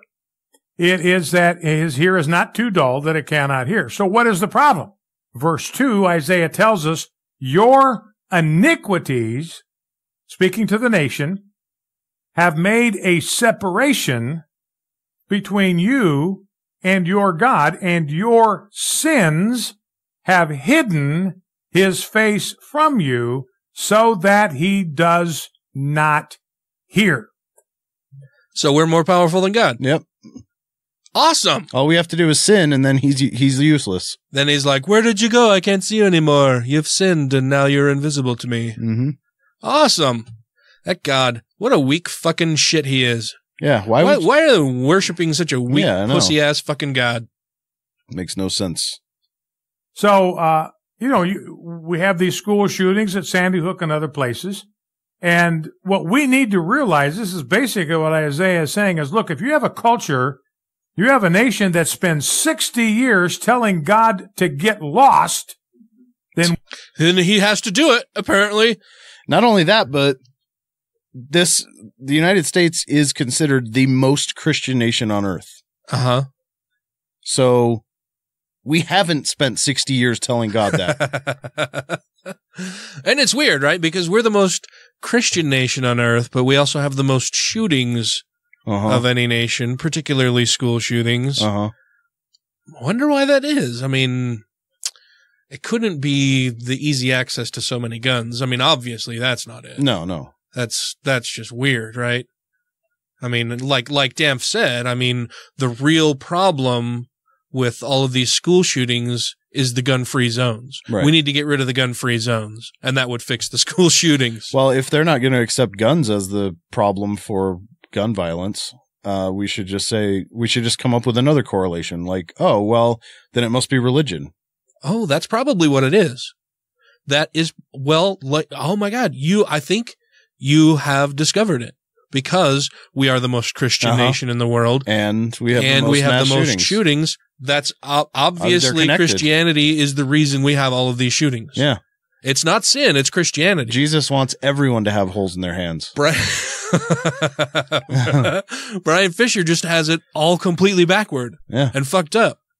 Yep. Then we should not be surprised when he's not around when we want him to be. Now, what have we done fucking prick, then? to create this separation between us and a God? Yeah, really. Let's put this another way then. So let's say that instead of this spiritual being, this weird entity, excuse me, sorry. Microphone rubber. We'll say that it's human parents, right? And so we'll say that like a parent has a toddler and the toddler is clearly going to be annoying and do stuff you don't want to and like keep getting the toys out or whatever. And so basically what he's saying is if that toddler keeps getting the toys out and putting them all over the floor, if he does that enough times, then the parent can't do anything. Or if the toddler ends up hurting themselves and crying, then what the parent should do is say, tough shit. You didn't listen to me. You kept pulling the toys out. So now I'm not going to help you. And Brian Fisher is saying that's okay. That's a good way to be. Yeah, well, and not only am I not going to help you, but I'm going to go murder somebody else because you've done this. Right. That's what God would do. Yeah. According to Brian Fisher. What a fucking crazy, unfit parent that is. Yeah, you wouldn't. I mean, if you or any other just parent out in the world saw somebody doing this to their children, you'd call DCFS, right? Yeah. If you're a decent person and don't want to see this kid harmed in the future. Yeah. They would, people should be calling DCFS on God all the fucking time. Mm-hmm. To create this separation between us and a God whose ear can hear and whose arm can say, but he doesn't, because there's a separation between us and him. Verse 3, your hands are defiled. So it's not only that we're more powerful than him, but I mean, if it's not that we're more powerful than him, then he just fucking gives up. He doesn't care because he's too fucking vain, right? Because we're not doing what he wants. And so he's going to throw a fucking tantrum. Yep. Well, if you're doing that, then I'm not going to help you. Yeah. Fuck he's going to take his ball and go home. Fuck you. You're not doing what I wanted you to do. And so I'm not going to help anymore. You're just being a bad, mean person. So I'm going to take you said, I'm going to take my ball and go home. Yeah. With blood, he says, and your fingers with iniquity. So when we hold up our hands in prayer, you know what God sees? When the people of our nation lift their hands to God in prayer, he sees the blood of 60 million innocent babies defiling our hands and dripping off our fingers. And I just don't understand the opposition at the same time to both abortion and contraception. Like you want to know how you solve the problem of abortions? You have comprehensive sex education and you give people easy access to contraception. Yep. No more abortions, right? Or you get a huge reduction in the number of abortions. If you want to have a shit ton of fucking abortions and a shit ton of kids who people either don't want or don't care for or can't care for, then you don't give them comprehensive sex education and you don't give them access to contraception. Right. Yep. We know that's how it is. And then you end up with kids that are neglected, families who don't give a shit, they're abused. You end up with a bunch of little fucking dummy Christian robots. Yep. That it's one more thing that the theocrats try to impose on people. And I don't know if they're actually conscious of this or not, but when they do things like that, the way it works is that it ends up dumbing down the populace, right? Because then you have a lot more people who nobody can take any time to actually spend time with, to educate properly, to raise, right, to teach valuable things to, because there's just way too many people to care about. They don't have the financial means to do it. They don't have the emotional and any other means necessary, all the resources required in order to train up a child in the image of Christ and what they want them to do. They're neglected. And then they end up, our school systems suffer because there's overcrowding. We don't have enough teachers. Their pay is low because The people on the right think that they shouldn't have to pay them a decent living wage. Hell, they get 3 months off every year. All of that kind of bullshit. All of it works to dumb down the populace, which in turn makes happy little Christians. Mm-hmm. More people who just go to church and pay their tithing. And it makes the quality of life in the country drop and drop and drop. The more Republicans are in power, the more the quality of life drops. And the more the quality of life drops, the more religious a society tends to get. When you increase people's happiness, their livelihood, their education, their income, all of those things, as you increase those, their requirement, their desire to worship something else diminishes because they're happy, they're fulfilled. They don't need something else to hope and wish and pray to, right? They don't need an invisible sky daddy that they hope one day will, give them $10,000 mysteriously, or will let them win the jackpot, or will handle some other problem that they're having in their life, because they don't have a whole lot of problems in their lives. Yeah. And the whole God thing really is, based in human desperation, right? It's, people who are afraid of death and they're desperate to continue living. They're desperate to see their loved ones again and forever. They're desperate for food or money or whatever the situation is. Find your car keys, all that bullshit. It's all desperation, and it's like, it's begging, to change your situation. But when you have your needs met, that stuff kind of goes away. And I think a lot of it, I mean, even because there, of course, are a lot of atheists who want / need for things. But I honestly do think that it's an emotional growing up to get out of that. I think people who are religious and they're adults are emotionally stunted and immature.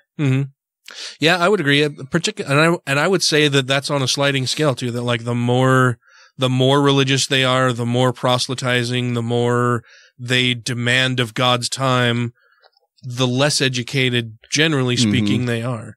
Some of the most quote unquote devout followers of Christ that I know or have been acquainted with were some of the stupidest people that I know. And or the ones who are most in need of financial help or emotional support or mental health. They had a variety of mental health problems, or they were just seeking atonement for things that they've done in their past. I can't tell you how many fucking people I've met who, cheated on their wife or husband. They cheated on their spouse. They've done a bunch of drugs. They committed some minor offense or even a felony. And then because of that, they feel like they need to turn their lives around and atone. And because they don't know any better, they turn to the one thing that all of their stupid friends tell them, and that's, you need Jesus. Jesus can save you. Jesus will solve all of your problems. He's the Redeemer and Savior. He spilled his blood. He sacrificed himself so that you wouldn't have to spend your life in abject poverty and then spend eternity in hell. It's a massive guilt trip. Yeah. I already made this sacrifice for you. You fucking owe me. You know what I mean? That's kind of like what they're saying. They're like, he spilt his blood. He blah, blah. Well, I didn't tell him to do that. Yeah. I never asked for any of that. He just did it. And now I'm supposed to owe him for it. Like, yeah, I never asked for any of that. Why is he? Yeah. Well, it's because he's that selfless.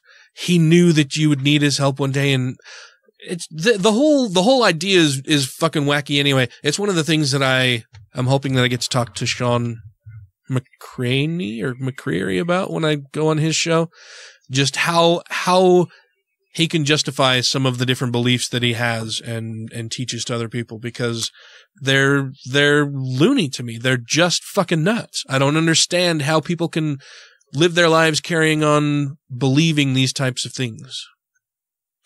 Well, sorry. Oh no, I'm sure that Sean, whatever his name is probably going to be listening to these because he's going to be getting familiar with you. So I should just say that Dan will probably be much more polite and kind in your studio. Oh, not at all. I'm going to tell him to go fuck himself. It's God's bullshit. You're fucking preying on weak people. No, none of that. Well, and that's interesting too, because like, I thought, well, I should do a bunch of research on this guy and figure out what he's all about and everything. And in the end, it's like, I don't need to, right? I don't, like, I know all about religion. I know all about Christianity. I may not know his particular interpretations of it or anything, but there's really no fucking need. I shouldn't have to know what each individual person across the United States or the rest of the world believes in particular to their form of worship of some invisible guy in the sky. Because it's all fucking nonsense. Well, and I'm not the one who should have to explore how and why they think the way they do. Right. They should justify why they think that. Why are you, instead of suspending belief in something you have no proof for, why are you just openly going, yeah, I don't have anything to back it up, but it sure makes me feel good, and so I'm going to do it. It's great. And everybody else should do it too. And if you don't, then you're bad, and you're going to be on fire forevers and evers. No, you need to fucking justify that kind of belief to me. Because otherwise I have to go to each individual person and say, no, I don't know exactly what you believe. Can you tell me exactly what it is and why? So that I can try to figure out, so that I can try to poke holes in your particular theology. Right. No, it's nonsense. I shouldn't, the onus isn't on me to determine or to be the one to figure out what everybody else believes. Because everybody is different. We've talked about it several times on the show that you can walk into a church.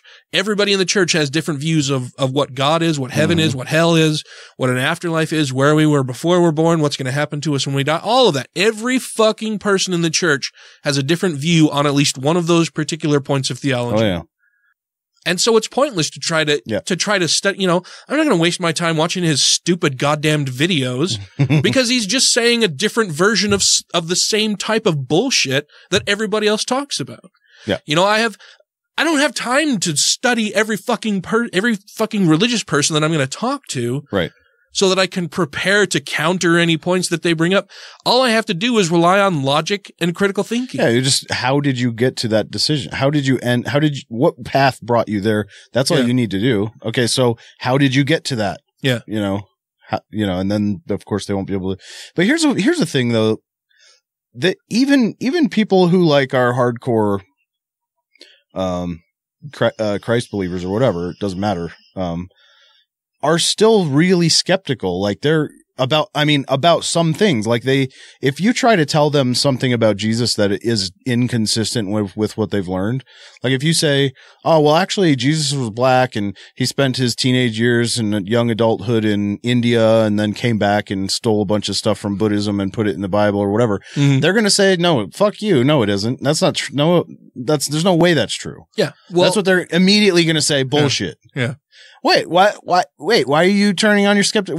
Why don't you just accept everything everywhere? You know what I mean? Like what makes it those certain things that get in and then everything else they're like, no, fuck, there's no fucking way that's true. Well, yeah, they're skeptical of every other religion that's out there, right? Clearly they've chosen or maybe not even chosen, but they have a certain set of beliefs and reject all of the other religions out there. So they're skeptical. Right. Like out of hand too. They don't look into it. They're just like, no, that's fake God Muslim bullshit. Yeah. Like, whenever I have conversations with Christians, it's always like, well, did you know about this? And did you know about that? Yeah, I have. I've heard all different flavors of Christianity, and they all have the same fundamental base of bullshit that they're built on.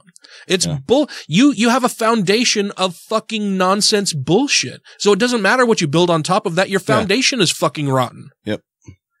And they're skeptical of every other religion that's out there. And like you said, just out of hand. Then they're super skeptical and they haven't looked into that. Why are they telling me that I have to waste my time trying to look into what their particular religious beliefs are when they haven't studied the religious beliefs of, everything thousands else, of other, even just Christian denominations, let alone entire different branches of different theological beliefs. Yeah. Yet they've discarded those. Yeah. Yep. Yeah. So interesting. So like I said, I watched a part of one of his videos and I was just like, this is fucking stupid and boring. And the arguments he's making are so ridiculous that like, it just hit me like, I don't have to study this guy. I don't have to, it's not a debate. We're going to have a conversation. Yeah. And the things that he believes, he has no rational, logical basis for believing them in the first place. Yeah. Like, it's to the point where he had to start his own Christian church because everybody else had it wrong. Yeah, and he, for some enough. reason, has fucking figured it out. Everybody should listen to him because he's the smartest Christian on earth. He's the one with the answers. He's the super channel. Christian. Yep. It's fucking stupid. I get really frustrated because I shouldn't have to waste my fucking time addressing every different flavor of Christianity. They're all bullshit. They all have the same rotten base. Yeah. And that's what he's built his church on. The same fucking nonsense that every other Christian religion has built their nonsense on. Yep. Ripping off our fingers. And so he can't hear, he can't see. His view is blocked by the blood, the shed blood of the innocents. We were away from it for so long, I kind of forgot where he was. So God is very, very limited in his power. And yet not one single mention about whether or not he has love for his kids. Brian Fisher apparently doesn't care about that part at all. Mm-hmm. It's just whether or not God is super powerful, can beat up your dad. Well, yeah, that's the main thing, right? They don't want to worship a weak God. And so when you can point to specific things and say, okay, if your God is all powerful and he's all loving, then why isn't he helping here? And so then they have to do this backpedaling and creating bullshit excuses like Brian Fisher is doing here, where he has to say, well, it's not that God is weak and it's not that he doesn't care. It's that you've pushed him away. Yeah. And so I'm wondering what he would have as a defense or a response to the point of, okay, well, clearly God isn't perfect then, because a perfect being wouldn't give a fuck what anybody else thought of it. Well, and the other thing is, I don't know if you can say that he, like you just said, well, it's not that God's weak, you just pushed him away. I think those two are exclusive. What do you mean? Well, let's just say, like, is English your first language? What do you say? So I let us say Mike Tyson let's say Mike Tyson wants to kick your ass, right? Yeah. And a 4-year-old doesn't want him to kick your ass. Okay. So the 4-year-old goes and pushes Mike Tyson away from you. Okay. So the problem there is that if Mike Tyson stays away from you, it's because he fucking wanted to. There's no way in hell that 4-year-old can keep Mike Tyson away from you. Well, yeah. So yes. Yeah. So if the 4-year-old could keep Mike Tyson away, then Mike Tyson is weaker than a 4-year-old. Unless he doesn't want to do it. Well, and that gets into Christians saying that you have to want a relationship with God. You have to seek him. He won't, he's not going to strip away your free will and force himself into your life.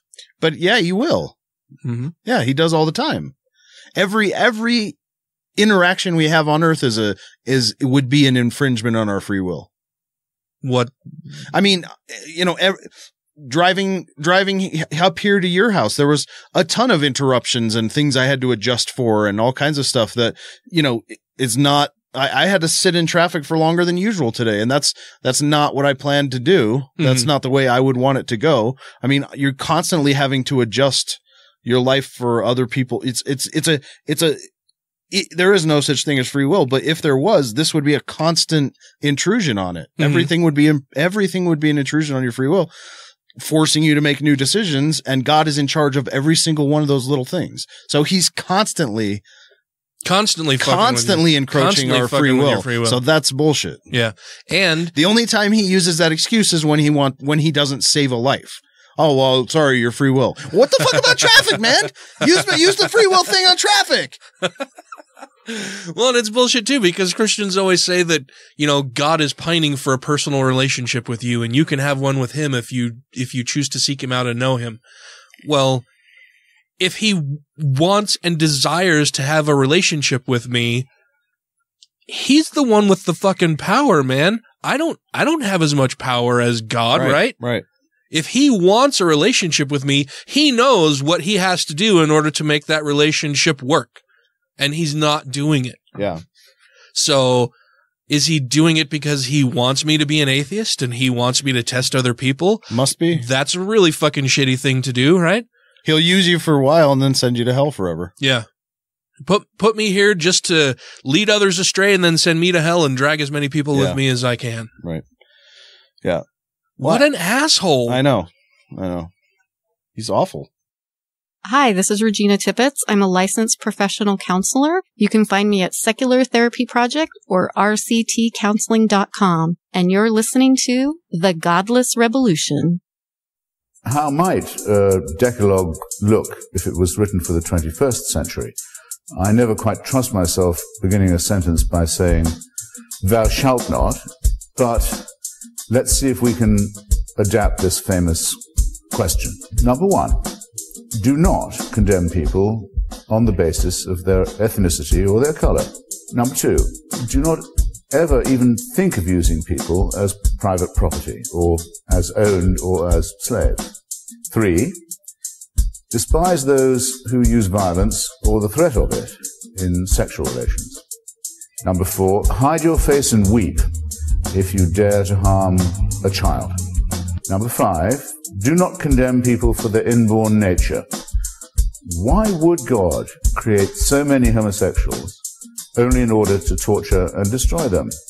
Number six, be aware that you too are an animal and dependent on the web of nature. Try and think and act accordingly. Number seven, don't imagine that you can escape judgment if you rob people with a false prospectus rather than with a knife. Number eight, turn off that fucking cell phone. You can have no idea how unimportant your call is to us. Number nine, denounce all jihadists and crusaders for what they are. Psychopathic criminals with ugly delusions and terrible sexual repressions. Number 10, be willing to renounce any god or any faith if any holy commandments should contradict any of the above. In short, don't swallow your moral code in tablet form. If you have questions, comments, concerns, compliments, corrections, criticisms, or concepts for content, contact the show via email at godlessrebelution@gmail.com, by text or voicemail at 330-81-REBEL, or Twitter the twatter at TGR Podcast. Thank you! You have for us a story? I do. In the hippy-dippy age of Aquarius of the 1960s and 70s, the youth motto was don't trust anyone over 30. Because their elders clearly were clueless about what really mattered, sex, drugs, and rock and roll. Today, as 40 is arguably the new 30, it's the oldsters' turn. The crotchety crowd now might well say, don't trust anyone under 40, because young folks are clearly uninspired by what really matters in their elders' more conservative traditional lives, godly religion. But elders, at least in the West, are on the losing end of this generation gap. Secular people, not just in America, but in many countries worldwide, are relatively young and enjoy the benefit of a far faster growing numbers, while more demographically static seniors are relentlessly dying out. Relentlessly dying out? That's what it says. A Pew Research Institute study released on June 13th. What? Did I say Jew? On June 13th. Oh. Yeah, no, it's unlucky. 13, that's a good number. Uh-huh. Where was I? Unless it's June 13th. Yeah. A Jew Research Institute study released June 13th, titled The Age Gap in Religion Around the World, found that while young adults tend to be less religious than their elders, the opposite is rarely Jew. According to a report in Baptist News Global online, BNG notes that the world's younger adults have generally begun to give up their faith in the efficacy and veracity of religion. Veracity. In other words, non-religious people today don't believe religious dogma is Jew or effective in improving their lives.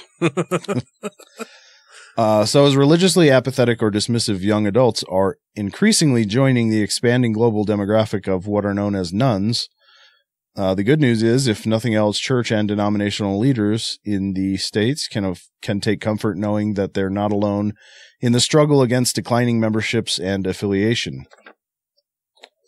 American churches are graying. The Jew study involving research in more than 100 countries and territories over the last decade reports that in the United States, religious congregations have been graying for decades, and young adults are now much less religious than their elders. Recent surveys have found that younger adults are far less likely than older generations to identify with a religion, believe in God, or engage in a variety of religious practices. They figured out that it's a waste of time? Yeah, I think so. Religious alienation is, however, much broader than just in North America or Western societies, Jew data shows. The survey report states, although the age gap in religious commitment is larger in some nations than in others, it occurs in many different economic and social contexts, in developing countries as well as advanced industrial economies, in Muslim-majority nations as well as predominantly Christian states, and in societies that are overall highly religious as well as those that are comparatively secular. For example, adults younger than 40 are less likely than older adults to say religion is very important in their lives, not only in wealthy and relatively secular countries such as Canada, Japan, and Switzerland, but also in countries that are less affluent and more religious like Iran, Poland, and Nigeria. Huh. Well, yeah, I mean, young people are walking away from church left and right, but I think it's because they have better access to more information, right? They have the world's knowledge at their fingertips through their phone, their computer, whatever. They can see the rampant hypocrisy throughout every type of religion. Yeah. And they have no need for it. You know, they don't need an explanation for why bad shit happens or why good shit happens. Good and bad shit happen because they just happen naturally. Well, and I think the other thing is like when you pray for things and nothing fucking happens, I think the younger kids are like, okay, that's kind of the answer. Like, what are you guys doing? Mm-hmm.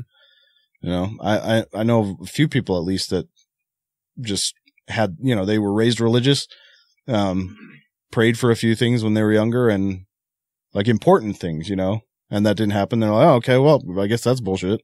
Mm-hmm. Well, and how many times would you have to apply that test, right? How many times would you have to think? How many times do you have to do the same test over and over? I hear a lot of older religious people say, well, you know, yeah, I pray to God and sometimes he answers my prayers and sometimes he doesn't. And sometimes it takes, you know, a week or a month or a year or a decade. Like, dude, that's not how it works. Like, you can't wish for something now and then 10 years from now, after you've worked hard to achieve it and it happens and you say, oh, God did this. Mm-hmm. No, God was not around. God had no hand in this at all. Well, it was you. And the other thing is, like, why do they like him? Like, he's a fucking prick if he's doing that. Mm-hmm. Like, you might get it, you might not get it. If you might get it in 10 years, you might get it right before you die, or you might get it right now. But I'm never going to tell you. You just have to wait. And you might never ever get it. Like, what the fuck? What a fucking capricious asshole. Yeah, well, and it's weird the type of hoops that they'll jump through to justify that, right? And then it's got to be on his time. It's the right timing and all that. Well, yeah, and then it bullshit, always makes me wonder, like, are you a really terrible parent? Like, would you do that kind of shit to your kid? Is that like you justify this in your own mind as, oh, well, he's teaching me a lesson. Oh, it's delayed gratification. Oh, sometimes the answer is no because there's a bigger plan. Like, is that the way you treat your own children? Right. Is that the way you, like, oh, well, I'll let you learn this lesson by, you know, I'm watching you walk over to this stove with glowing coils on the top of it because somebody left the burner on, or glowing, did I say coals or coils? Anyway, where the burner is on and it's fucking red hot glowing. Mm-hmm.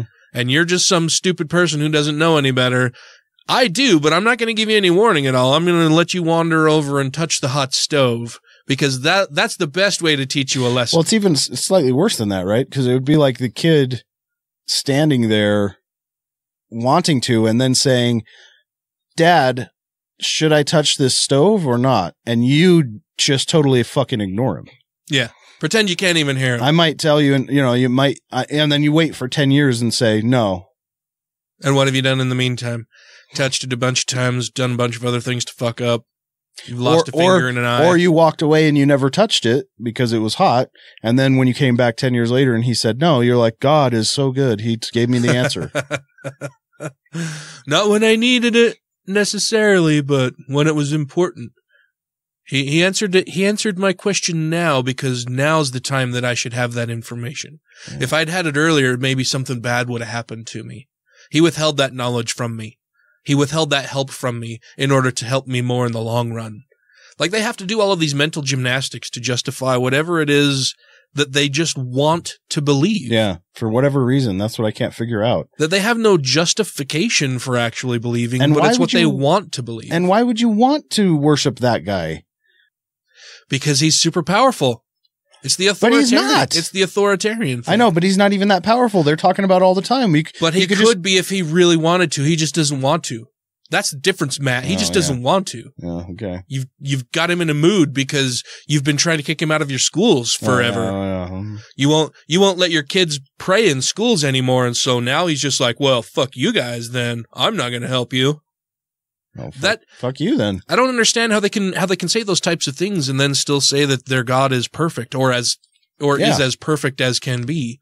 Like I said, because if a perfect being is concerned with what other people think about it, then it's an imperfect being. Yeah, and not only that, but he makes an awful human. He's not even good for a human. Right. Yeah, and why would you choose to not only believe that being exists, but to worship it, and not just to worship it, but to abjectly demean yourself and get on your knees and be a mental slave and victim for this invisible being. It's so pathetic. I can't stand that. Yeah. Get on your knees and beg and grovel and ugh. And why would you have to do that to a being that is perfect? That's perfect anyway either. Yeah. Like, it shouldn't matter how you approach it, what you say. It knows everything about you. Yeah, a perfect being would never demand that. No, it would be completely unconcerned with anything. Yeah. If it is completely perfect, it would have no need for anything. It would have no use for anything. It's perfect. But this is what Dr. Garcia was saying when he was on the show about that kneeling and groveling is exactly what you'd expect from a group of primates. Yeah, from a bunch of stupid apes who are dealing with the alpha male, the alpha of the group. And, you get this big, hairy, muscly, powerful thing. And you're supposed to show submission to the pack leader. And so that's why, the Yahweh was imagined that way, because show submissive deference to the more powerful thing. The alpha. Yeah. He's the pack leader, the alpha. Yeah. So every religious person is a fucking beta cuck. Bunch of soy boy beta cucks. President included. Hopefully by this time next week, Paul Manafort will be in prison, or we'll have struck a deal. I don't think he's going to prison. You don't think so? I don't think any of those guys are going to go to prison. So white collar. Yeah, but what kind of penalties would they be facing otherwise? They'll give them fines. Yeah. I bet. Like $3 million fine, and everyone will go, holy shit, that's so much. But he's got 30 million in one offshore account somewhere that he's not paying taxes on or whatever. Yeah. It'd be a slap on the wrist. Well, and you and I were talking about this pre-show and about the injustice of the whole thing, right? When you talk about white collar crime versus, and that's a pretty shitty way to talk about it too. Like, white collar crime versus what is the other color? Blue collar. blue collar crime. Yeah. I mean, I know white and blue collar is used when talking about work parlance, managers and subordinates or regular employees, but is it the same for crime? It's white collar and blue collar crime? I think so, yeah. And blue collar is more your violent stuff, your robberies, rapes, murder, drug offenses. But the inequity of it where, Paul Manafort can do these things that harm, tens of thousands of people at a time, hundreds of thousands, maybe millions or tens or hundreds of millions of people. Mm-hmm. If he's working with agents from another country in order to subvert our leadership here, whatever. And that's not even to mention the fact that he's never paid his fair share of taxes or anything to the country. Right. Yeah. That's a whole nother thing, but more harm there. Yeah. But so that a lot of his actions can have deleterious effects for so many people, and he may end up with a slap on the wrist or a fine. Right. But you can get caught selling weed. You can get caught selling an ounce of weed 3 different times and then end up spending the rest of your life in fucking prison. Or even just get killed right there. Yeah. Yep. That's just gross to me. Yeah. And, you'll never be able to buy your way out of jail like Manafort and his cronies are going to do. Well, and even when he was in jail, he talked about being treated like he was royalty. Yeah. They gave him his own cell. They gave him access to a fucking laptop and a phone he could use anytime he wanted. Yeah. It was like he was at Camp Fed. Yeah. It's a completely different experience from anybody else who doesn't have money. Yep. And Republican policies are just making that worse and worse all the time. And worse and worse. Yep. Well, what else we got here? Oh, I wanted to talk about this. Mm-hmm. The LDS Church famously in 2015 changed the policy regarding baptizing children of gay couples. And that has notoriously kind of been, has come to be known as the November 2015 policy. That, and, anybody who's in the know as far as Mormonism knows what you're talking about. And recently, the LDS Church doubled down on that horrific policy. For those of you who may not be in the know, who are new listeners to the show and haven't heard me talk about how angry I was with the Mama Dragon, who either didn't know or refused to admit that she knew about the LDS Church's policy. This was in November of 2015. The LDS Church passed or instituted a new policy that children who have one or more parent who is gay and cohabitating with a partner, that in order for that child to be baptized, they have to get special permission from an ecclesiastical leader, and they have to disavow their parents' lifestyle. Basically, they have to disown their parents their gay parents in order to be baptized into the LDS Church. Mm-hmm. They do that for both. It's been a long time policy that they would do that for polygamous children. But I don't know that they would have them wait to 18. I know that they would have to get special permission from the parents, I believe, and a regular Mormon ecclesiastical leader in order to be baptized. But I don't know that they had to wait until they were 18. And I don't know that they would also have to, renounce or denounce their parents and their parents' lifestyle as being as being suboptimal. Right. But they do require that of, children of gay parents. Yeah. And it's not something they require of, say, children of atheist parents or parents of a different faith or agnostic parents or Satanist parents or anything like that. It's specifically polygamists because the church has a long history with that, but you could still be baptized. And they have singled out gay people. This story comes to us from KUER, which is a local radio station here. It's where they host Radio West, which is a really good show. It is, yeah. I was actually on Radio West a long time ago. Yeah? When I believe it was in 2014 when American Atheists was hosting the convention here. But the story says that the Church of Jesus Christ of Latter-day Saints has quietly doubled down on a controversial policy toward gay members by including it in a recently updated manual for missionaries. Commonly referred to as the November policy, The guidelines were released on November 5, 2015, just months after the U.S. Supreme Court legalized gay marriage. The policy labeled same-sex couples apostates and disqualified their children from being baptized without special permission. Which is bullshit, because I'm an apostate, right? But my kids could get baptized into the Mormon church if they wanted. Right. If they wanted to horribly disappoint their father. Addison Jenkins, a student at Brigham Young University and an openly gay Mormon, said the 2015 policy was a watershed moment for the church's gay members. Up until then, gay members seemed to have a little more flexibility in matters of faith and sexuality. Jenkins said that changed with the new guidelines, which sent a clear message. No more gray area. Or as he puts it, quote, if you want to be gay and Mormon, okay, but you have to be Mormon. And you really can't be gay. Mm-hmm. Jenkins said the rollout of the November policy felt odd. It was initially leaked online and contained grammatical errors. The church eventually confirmed the policy in an official statement.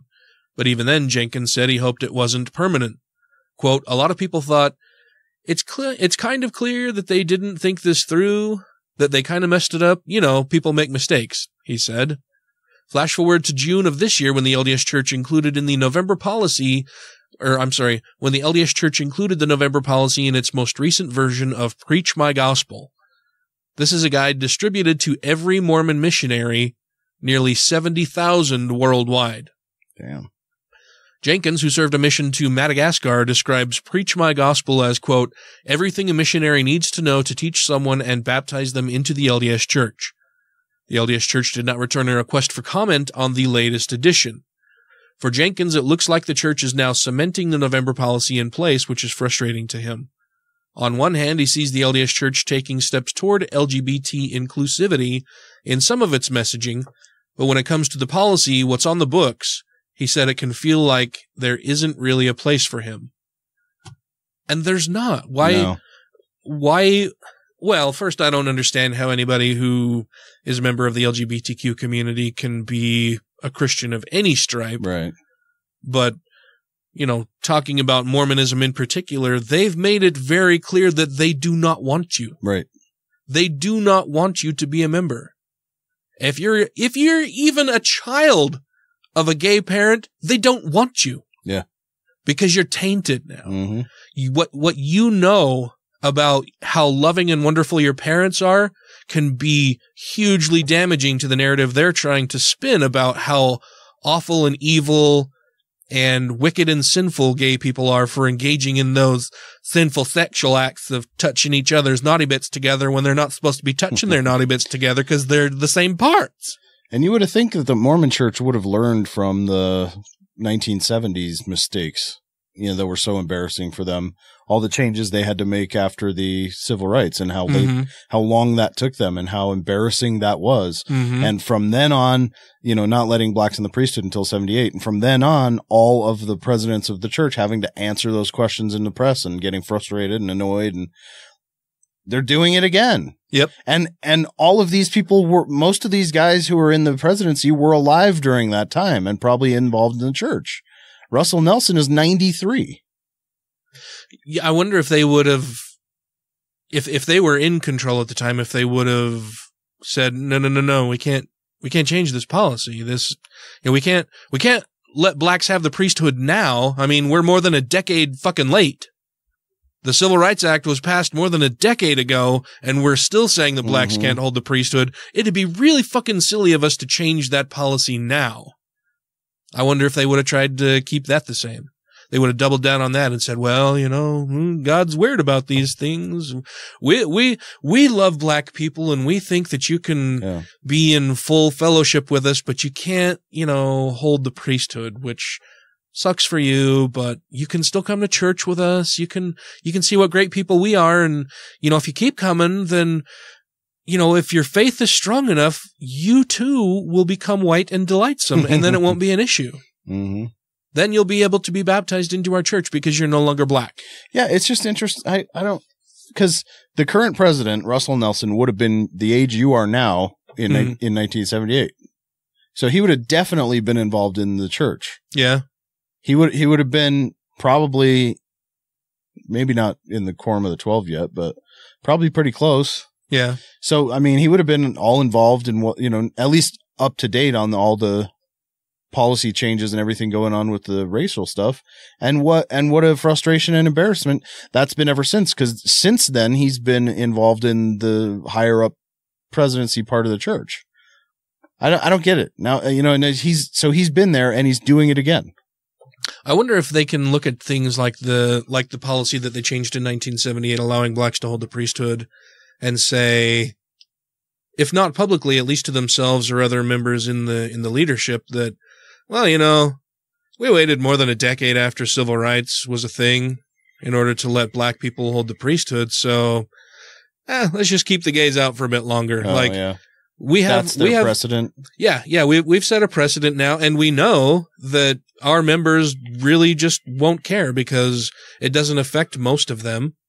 And even those who it does affect will still be members. We have today members of our church who are black, who were members of our church even before they could hold the priesthood. Yeah. And they remained loyal, faithful members of our church. So why should we even bother to change the policy? We don't want gay people around. So we can create a policy specifically excluding them and their children while creating a website, what should we call it? Let's call it Mormons and Gay. Where we can, put out some fuzzy language about how everybody is unique and special, and we're all God's perfect little creations, that he made us in his image, and we all need to strive toward being as perfect as God, but we all know we're going to fail, and we're all given these different trials and tribulations that we've got to work through with throughout our lives. But if you just believe hard enough and for long enough, eventually it will happen for you that, you'll be perfected. And when Jesus Christ returns and everybody is resurrected and what is the term they use? When Christ basically resurrects everybody, when you're restored, I think transfiguration. Maybe it's I can't think of the term right now, but basically when Christ comes back and everybody is brought back from the dead and you're restored to your perfect form, whatever that means, then it won't matter because you won't be gay anymore. Because being gay is an aberration. Well, maybe not being gay, but at least participating in homosexual acts. That's the real sin. I wonder if the time frame thing... But it won't matter because you're still going to be a member anyway. I mean, look at these black people over here. Yeah. They're still shucking and jiving. Oh, God, yeah. I wonder if that's like a strategic move, like that they provide themselves a time buffer so that it doesn't seem so obvious that they're influenced by social and political pressures, that they can give themselves a buffer and then go, oh no, actually, God told us we're going to change this. Yeah, no, this wasn't at all a public outcry from our members. They don't really matter. I mean, they matter. They still need to give us funds to continue building God's house, but ultimately it wasn't it wasn't through any pressure brought by them that this decision was made. This was purely God.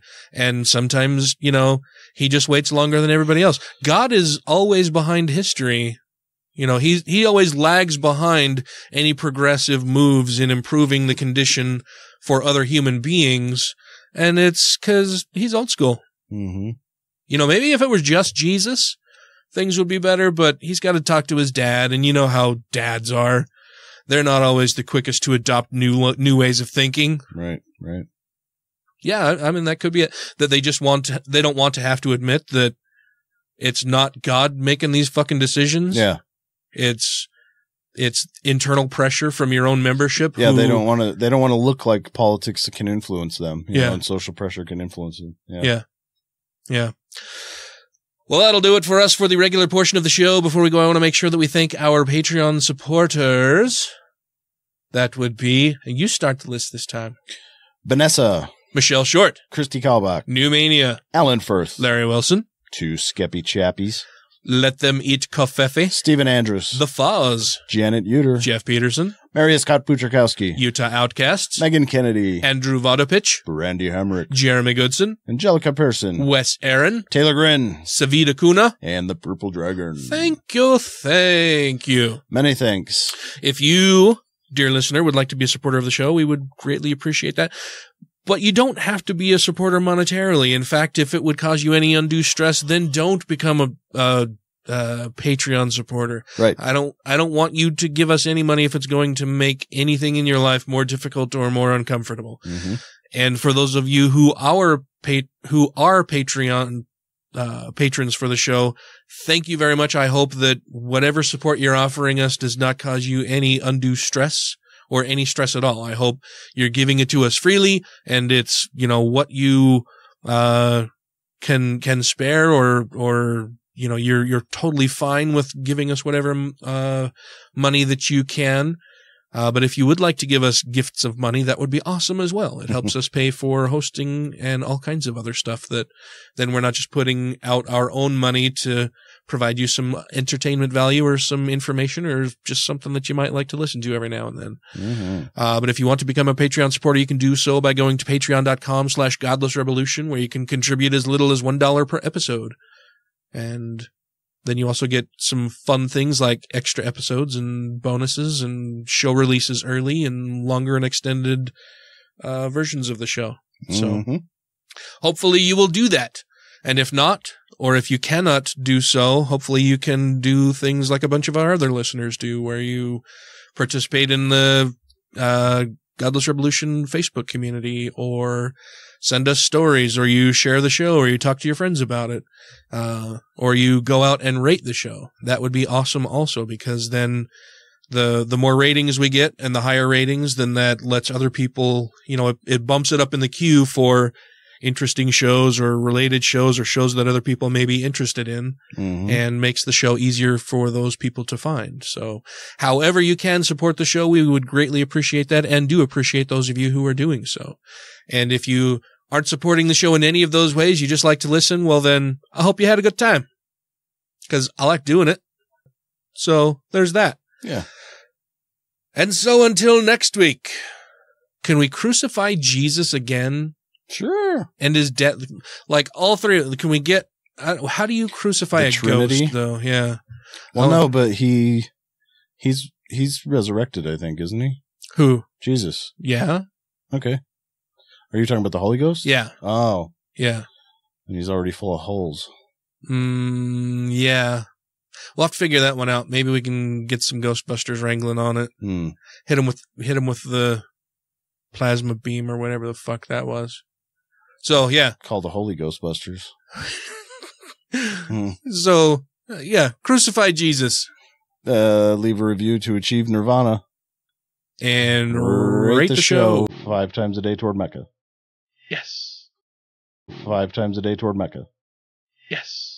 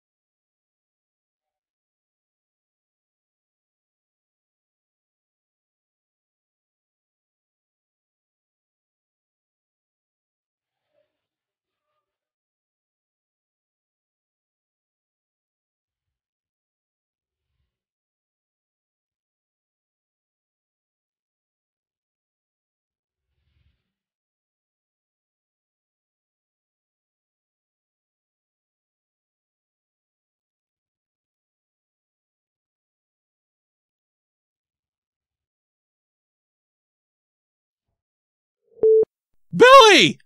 I know Billy! Not Billy. Oh man, the other day. So we have one cupboard that is like right by the back door that it's kind of out of the way, and so we don't really use it for anything. Sometimes we'll put like bags of chips in there or something or whatever, but we don't use it very often. And the other day, Danielle went in there and opened it and then immediately shut it and was like squealing. There a big spider in there? Yeah, there was it made a web over like one part of the bottom corner. Uh-huh. It just had a web and it was just sitting in the middle of that.